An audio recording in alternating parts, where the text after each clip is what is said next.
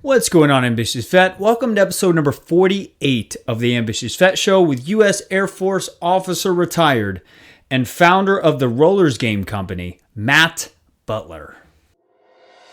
Welcome to the Ambitious Vet, where we believe if you desire more, you have to become more. My name is Chris Hoffman, Marine combat veteran turned passion-driven entrepreneur. On this show, I dive into the trenches with today's top military veteran, thought leaders, and influencers who know what it takes not only to pay the bills after the military, but really make an impact. They're going to share their breakdowns, their breakthroughs, and even their secret formulas for you to follow in your pursuit of living a life of passion and impact that will leave you empowered to take action on your next mission.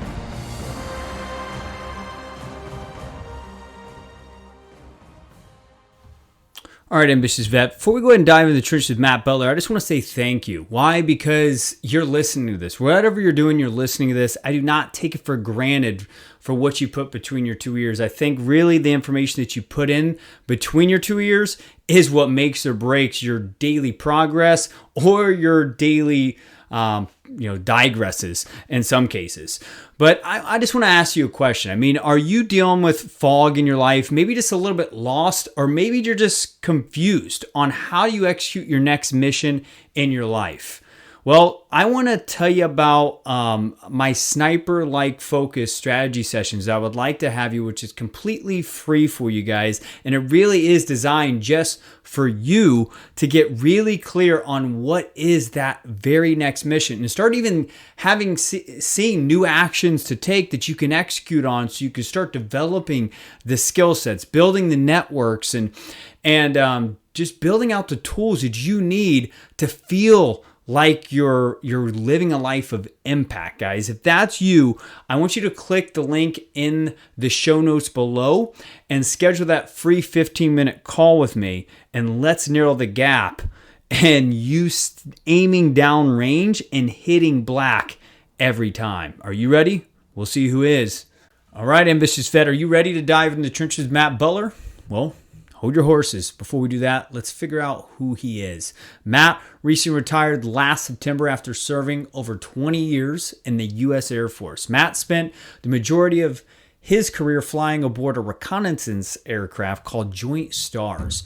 Matt's been on 10 deployments over his career to various contingency hotspots around the globe. Matt is also the creator of the outdoor game Rollers, which is a blend of other traditional outdoor leisure games like bowshoe ball, horseshoes, and bowling. Matt said the concept came to him on one of his deployments when he was missing hanging out with friends and family back home.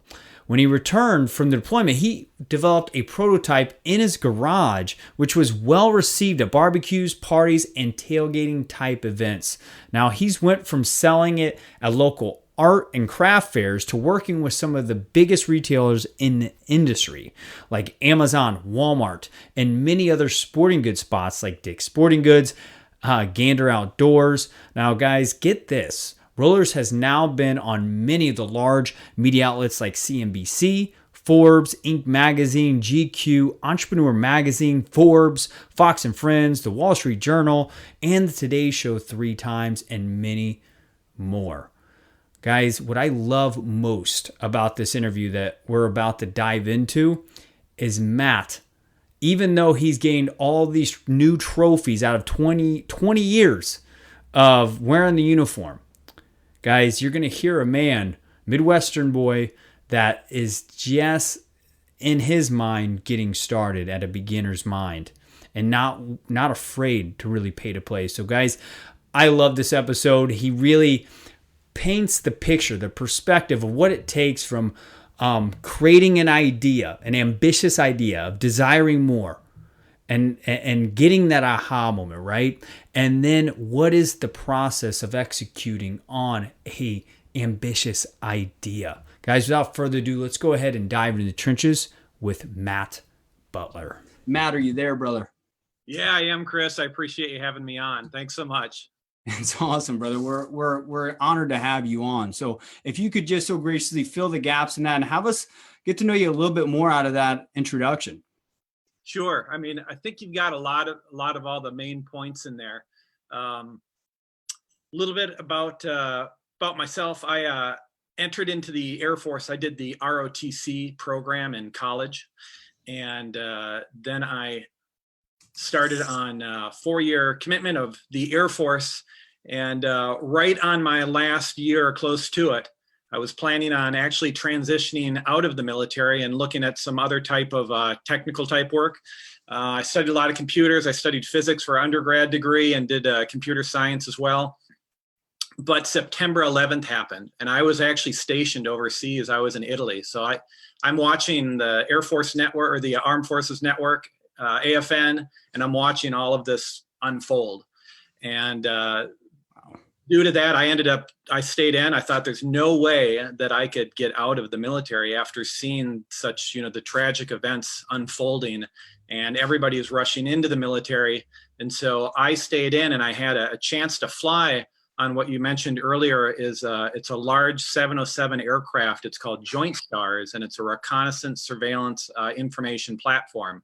Wow. And one of the only joint service aircraft out there. So I actually flew with fellow Marines like yourself, Army. I sat next to an Army officer, intel officer. So I've got a little bit of purple joint flavor flowing through my blood here. And, after flying on board the aircraft, I got several thousand combat hours and 10 deployments under my belt. And then before you know it, I was at 20 years. And that's kind of summarizing my military career.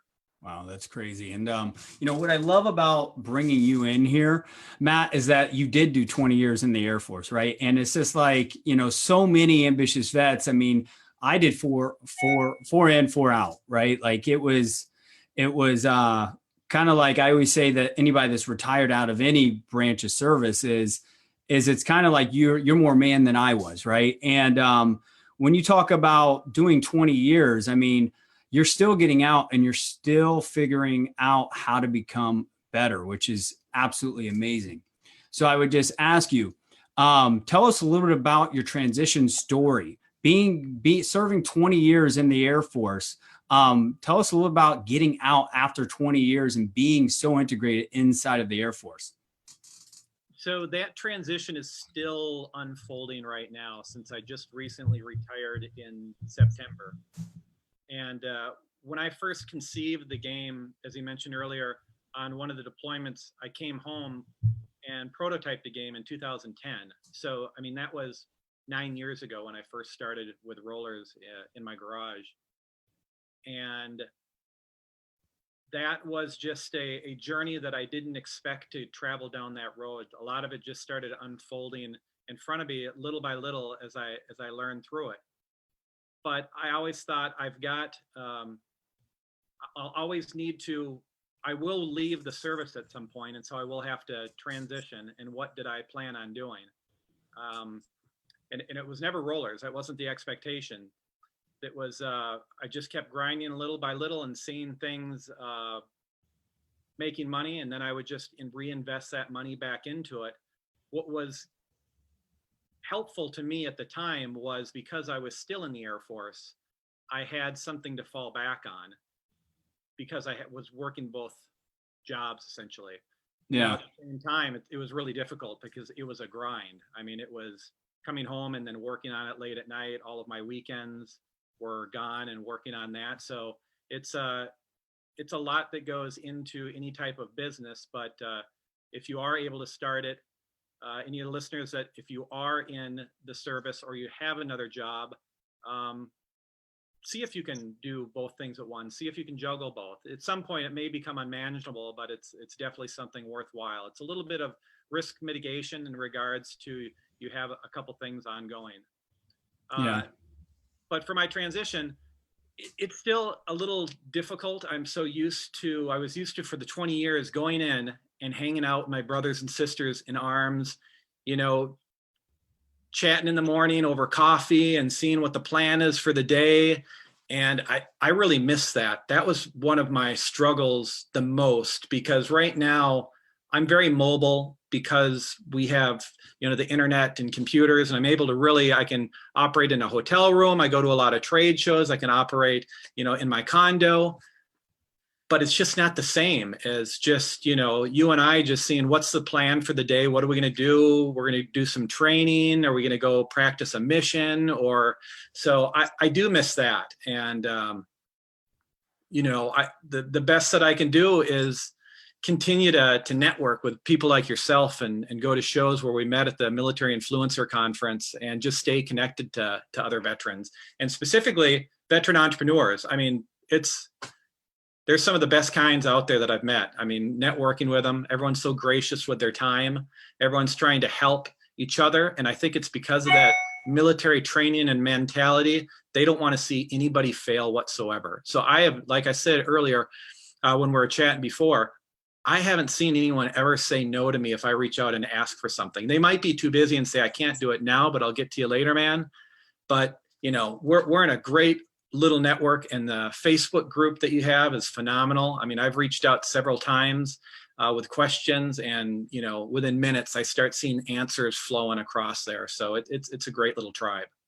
Yeah, thanks for that. And we're honored to have you a part of the tribe. And Ambitious Vets, either if you're listening on the podcast, you're watching live, or you're doing the replay later on, these are the kind of sharks that hide out in the ocean that you guys don't know that's inside this tribe that you can always reach out to and connect with. But guys, sharks like this can't help if you're not willing to ask for help. And, as I was talking to, Matt before this, I told him I did a lot of research on him because this is, Matt, I was on the third page of Google last night researching for this interview, and there were still accolades like Forbes, CBS, NBC, all these. I think Martha Stewart, I think you were featuring an article on Martha Stewart, man. This guy is everywhere. And it's just like, even on one of the podcast episodes I listened to, I did my homework, Ambitious Vets, and always do your homework, especially when you're going to have an access to an influencer that's resourceful and can get you more opportunity in your life. Would be some good practical wisdom I would give to you. But I mean, even with that, I mean, hey, it's a commonality with Maz. He's always asking for help. He's always willing to give over that ego, even though he's won all these awards in his game. I think last time I looked online has sold over 65,000 units. I mean, it's probably way more than that now. Yeah, we can throw another 10,000 on top of that. We just keep going a little. That's crazy. That's crazy. So guys, just always ask for help. And as you can tell throughout this whole interview, Matt's has been very good at always seeking wise counsel, always figuring out how does he learn and all that. And I really want you guys to soup that up. So Matt, brother, I mean, you kind of started this company while you did start the company while you were inside of the Air Force. And I want to hear, like, what had you be like, this is it? What was the moment where you were just like, this is my purpose, this is what I'm committing to? Because obviously when you got a sense of purpose, you're not so scared about security and stability when you get out of the uniform, right? Right. Yeah. There was I would say the light bulb idea probably sparked about the time. So initially, and if anyone has a product and you want to get feedback, your friends and family are always a good start, but you always want to have people that are independent from your friends and family, because they're going to give you their true opinion on that. And the opinion of that is, would they buy a product or not? And when I say product, it could also be a service as well. You might provide a service. Is somebody willing to actually open up their wallet and give money for that? So one of the ways that I wanted to see if this is truly something worthwhile to sell and make money from is I started going to arts and craft fairs, and I went to a church fair with about 50 units that were made. And within the first day I sold out. And how I sold out was not something that I planned out. A lot of these things are not things that I strategized and said, I have the answers to everything in the grand plan for this. I came across them a little bit by accident, but then as I looked back, I understand why they happened. Mm-hmm. And for the reason why we sold out is somebody asked if they could actually play the game outside in the yard in front of the church. And so now I had free advertising ongoing, and people were talking about it outside and giving it a try. So the first place that they stopped in is, where's the guy with that game that people are rolling outside? And so before you knew it, they were all sold. And that's when that light bulb had just turned on and said, I might have something here. I took that money, reinvested it back in, doubled down, had 100 made and then 200 made. And then the first year I sold about 300 units. And that's what I kind of just reinvested it over and over. And I did things every way that I could figure I could cut cost. I did. When I went into retail, it was a little bit of I shouldn't say a mistake, but a learning process. So I reached out to a magazine to ask on how much it would be to advertise in their magazine. And they turned around and told me, well, if we could write an exclusive interview on you and about your product, we'll give you 2 pages in our magazine for free. And I thought, wonderful, I'll do that. And that's when I started learning about media and the power of marketing. And what happened there is it reached out, some retailers read that article. They were on vacation where I live in Destin, Florida, Fort Walton Beach. And they asked about what's your wholesale price. I didn't really know about the wholesale retail market. So I had to figure out what are the proper margins, what does it need to look like on the shelves? How does it advertise for itself? Should it come in a bag, and what's the bag made out of? So each one of these were just little journeys that I would go down on learning, and they've been fun journeys. Sometimes the journeys end in trouble. Maybe I misunderstood something. I mean, journeys aren't always successful, but I learned a lot from it. And that's again why the tribe that we're in is, if somebody is traveling down this journey, ask for help, and I can tell you, don't steer this direction, or I can tell you, you can steer this direction, but here's some hidden mines along the path that you're wanting to take. So. No, that's awesome. And it's this, that's proof of concept, right? I mean, being able to sell out that very quickly, it's just like, wow, it's like, I got something here. So it probably was very rewarding and fulfilling to be like, wow, like, it was right in front of your eyes. And a lot of ambitious vets that are going to be listening to this, or, are watching live, or will be watching later on. I mean, think about it. What are the resources right in front of you that you're not paying attention to because you're so reactive to your life, right? I mean, it sounds like, Matt, you were just excellent at like being able to see what's in front of you and the opportunities, and you were present enough to be like, wow, I got something here. And then you just learned along the way and pivoted. And I think that's great. And I love specifically the part where, you shared around just like learning, like there was a wholesale problem. Okay, now retailers are excited. Well, let's go and learn about that, and let's learn that skill gap and stuff like that. And it just sounds like you grew very quickly, and you kind of grew yourself throughout the process. Now, I would just ask, I mean, was there any sense of self-doubt that you had to deal with in that at all? Oh, the thing is, I'm my worst critic. And so that's the thing. Another thing is, you have to also get thick skin too a little bit. Some people have it, some people don't have it. I don't think I initially had it, but it just started to get thick over time. And so you just have to, there's a lot of self-doubt that comes in my mind. I mean, sometimes even for this interview, I'll say, did I say the right thing? I should have said this. Is my packaging where it needs to be for this retailer? Should I change something? Somebody left me a review. Should I go with what they're saying? I get self-doubt all the time, but that is one of the things that I'll talk about later on, about some golden grenades, but about having advisors and mentors is really important. Having people that you trust, that you can bounce ideas off of. And I know you have those mentors and people helping guide you, that you learn from, that you trust, and that's important. Absolutely. That community around you.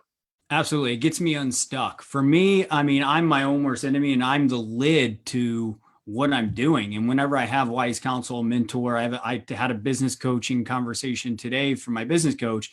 And within 30 minutes, I was just like, okay, yeah, I'm not owning my value. And here, this is my action steps for the next week. And this gets you unstuck, because if you're in your own head, you can only think so much. But when you got diversified thinking, new ideas, there's new actions that can take. So I love that about you. So, Matt, there's going to be a lot of ambitious vets inside of here, brother, that, have an idea, want to invent something or move forward with something bigger than themselves. Let's face it, when we get out of the uniform, we're chasing something that is bigger than us, right? And one thing I love about, the Roller story so much is that it's mission, man. And just how you're so driven on getting people off the couch, off social media, and really engage in conversations that matter and build relationships, which I can I can definitely identify with, being a Midwestern boy myself.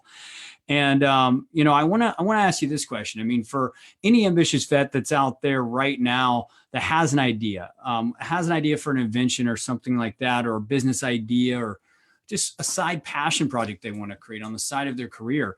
I mean, how did you take rollers from, idea to actually executing on it? Can you walk us through that process? Yeah, I guess it reminds me of the saying, how do you eat an elephant? And you say one bite at a time. That's really how you have to go about any of this. And it's also no different than what we've learned in the military about prior to going out on a mission or doing anything, there's planning. Prior planning before you go, you're not just going to go and do it and execute right off the bat. And you're going to learn from it. You're going to train for it and you're going to practice it. And then you're going to debrief from it. And so there's a whole process that goes into that. Now that still goes into any product or service. You want to evaluate your landscape. For example, maybe you want to evaluate, do I have the right price structure in place? So you want to go, so what did I do? I looked into retailers like Target and sporting goods stores, what seems to be the right price point? And then I asked the manager, do you know how much you buy those games for? What is the wholesale price of that? That's how I started learning that process. And then you have the cost of goods. And so that's how I did it, just one step at a time. I learned about packaging and different materials. I didn't know about that before. And so what I would say to you guys listening, just take one step at a time and maybe come up with a plan on how you want to learn. And again, like I said, you can ask the tribe, ask for help in the tribe for direction.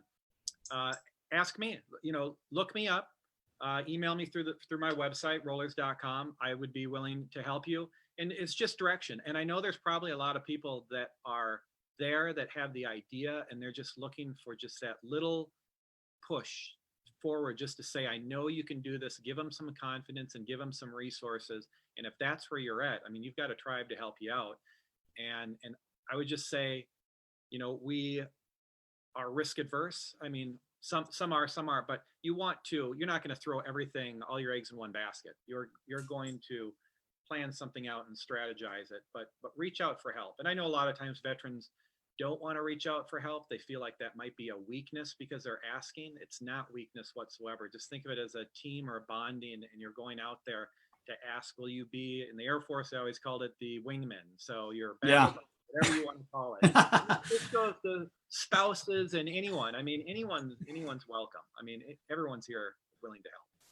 Yeah, whatever allows your ego to lower. It's my wingman, right? Yeah, so I love it, and that's over 10 combat deployments right there. Just telling you, like, ask for help, right? I mean, it's saved my life literally a couple of times just through asking for help and doing that whole process. So guys, definitely don't be afraid to do that. So, brother, before we get to the 3 golden grenades, tell us about rollers, man. Tell us about, you kind of dove into, kind of where the idea was formulated and how it took off. But what is the vision of rollers and what is the problem that you're looking to solve with this amazing game? Sure. So to even explain what rollers is in general,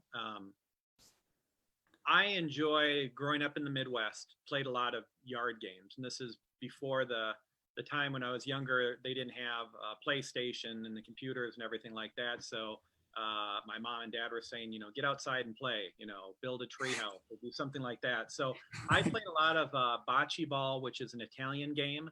I played a lot of horseshoes, which is more of an American game. There's other games that kind of fall in place to rollers. There's like a French game. It's called pétanque. You could do feather bowling, which is Belgium. There's a bunch of games. So I took problems of different yard games that I didn't like. For example, horseshoes. You're going to take a large metal stake and pound it into the ground with a sledgehammer, and then you're going to sling metal horseshoes at people, and then you get hit in the shin, and then it hurts. So, I mean, bocce are heavy for kids. I mean, they're 25, 30 pounds sometimes. I love playing bag toss, cornhole. I mean, that's good too. But I mean, those boards can be heavy if you make them out of some, heavy 2x4s, and it's a lot to lug around. It doesn't fit in your trunk of your car. So, I mean, I'm just taking different little problem sets and just fused it into one single game. And that's really what Rollers is. It's a lightweight, leisure, easy game to learn and play. And that's why I created it, because I just took a bunch of different items that I didn't like about. And that's really what products are. I mean, products a lot are reinvented. Each product is reinvented in a new way. And so you're just making them better in a way. And I shouldn't necessarily say that I think that Rollers is better than anything else. I just think that it's something nice to add to your inventory and a different way to play something. So that's how it came about. No, that's amazing. And it reminds me of this Netflix show that I just started watching called, I think it's called Creatives. Don't quote me, but just type in creative on Netflix, Ambitious Vets. And it talks about how some of the most innovative minds in the world, and Matt, you'll appreciate this, brother, is that, they pull off other inventors' ideas before them. And it allows you to kind of hear the new market, the complaints. I mean, I took a business course like 2 years ago that says, if you ever want to start a business, is go out in the world and start hearing what people are bitch, moaning, complaining about. Right. And right. It's just, and to start a business around, you're just solving a problem. And it just sounds like, brother, you were raised in a very traditional Midwestern family that just valued family and communication and outdoors fun and stuff like that. And you just piggybacked right off some ideas and you saw a clear need. And it's good to see, man, because this game is everywhere now. So, I mean, aren't you guys working on patents internationally now? So, yeah. And I love to talk to Andy, and Andy's been a huge help. Yeah. Bouncing, again, part of the tribe, bouncing ideas off of. So we've got 2 patents and registered trademark in the US. We also have an international patent pending. We have registered trademarks in Canada, New Zealand, Australia, and the European Union. So, I mean, because we started distributing over in Europe and it's distributed in Canada, I'm looking at Australia, New Zealand, and looking at different areas to distribute. And as you saw, the one game that you guys played, we're into collegiate licensing now. We've got a partnership with another company to help out with that. So now we're looking at customization. I'm looking at a higher end version of Rollers, like maybe a dark stained wood with a higher end bag. Wow. Maybe looking at a lower end to get to a lower price point. So, but again, you're not going to throw all your eggs in one basket and go in there without doing your due diligence, because what I'm doing is I'm finding out, is that worthwhile for me to invest time and effort into something, because there might not be something there. Just because you get one person says they want to do something doesn't mean the mass majority of everyone else is going to want that exact same thing too. But I like that idea that you said about taking people's problems. I feel like we need to get a room full of people and just listen to all of their problems, and then we'll just start creating solutions, and that's how businesses will start to be formed, or products or services. So wouldn't that be awesome? A new think tank or mastermind. Yeah, there you go. That's so cool, brother. So yeah, awesome. I mean, I love it. I mean, it's taken off. And the cool thing is Matt's gracious enough for any ambitious vet that's listening to this in 10 countries that we reach. And you're listening to this in your ears, on your run or whatever. I'm asking you guys, put in your calendar. If you carry a little notepad like I do to capture ideas or things to do, write this on a piece of paper, because Matt's actually going to be doing a special offer for the ambitious vet movement. And Matt, do you want me to talk about it, or do you want to announce what you're doing? Yeah, go ahead. Yeah, you can. Yeah. So guys, I mean, Matt's what he's doing is he's offering completely free shipping wherever you're at for the Rollers game, guys. And I played this on during the Rose Bowl. We were tailgating. The game was so fun that we didn't want to go watch the Rose Bowl. Playing the game was probably better than watching Washington and Ohio State, I promise you. And it's funny because I was playing Josh Prado from Vetted Talent Network out here in San Diego. He kicked my ass at the game, but it was so much fun. And Matt, he's gracious enough to do completely free shipping. We're going to post the link in the comments below and in the show notes below for anybody that wants to get your rollers game. I mean, spring, summer is right around the corner. For anybody in the Midwest that's listening to this, or, you know, out here in California, it's spring pretty much year round. Go and grab it now. Get it into the, you know, beaches, get it out in the parks, guys, and get out there and start rolling on, as Matt would say. You got anything to add to that, brother? I like it. No, yeah, get rolling. Yeah. Nice. So, brother, let's finish this up to the whole traditional way, the Ambitious Vet Show. What are 3 golden grenades that you would provide to any ambitious vet right now in the trenches that's looking to elevate their impact or just maybe be more effective in life? What would be 3 golden grenades you could drop down right now for them?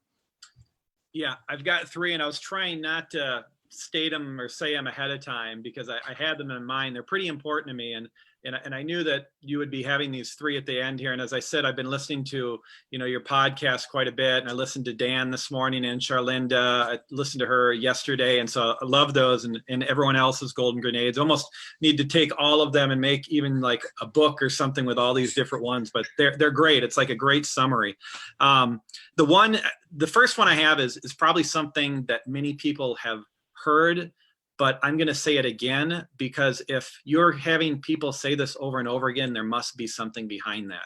And it's very important for you to have a mentor. And when I say that, I think people kind of throw that around loosely, but I want to just dive a little bit further into that. And so you want to get advice from people that are in your space. That's why large corporations have board of advisors and people that are out there that specialize into whatever their special skill set is. Is it marketing? Is it finance? Is it logistics? I mean, so you want to have probably somebody that's older, may not be older, but somebody that has that resident skill set and already the knowledge and maybe, you know, a decade or some time involved into that. I have one, and I don't want to share that person because they're so good. They have been in the space, and they have just been killing it.